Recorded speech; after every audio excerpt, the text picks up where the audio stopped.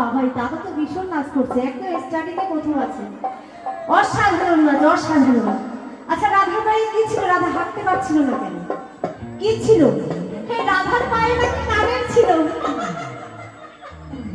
দাদা, রাধার পায়ে বড় বড় নুপুর ছিল। আজকাল মেয়েরা নুপুর পড়তে ভয় পায়, যদি শাড়ির আঁচল কুচকায় যায়, তাই না? তাই কি বলছিল? এখন কিছু পড়ো না করো, এখন কালো কার করে দাদা দেখবা সবার পায়ে আছে, সবার পায়ে। আমি অন্ধকারে দেখতে পারবো না, কিন্তু সবার পায়ে আছে। তাই কি বলছি গো?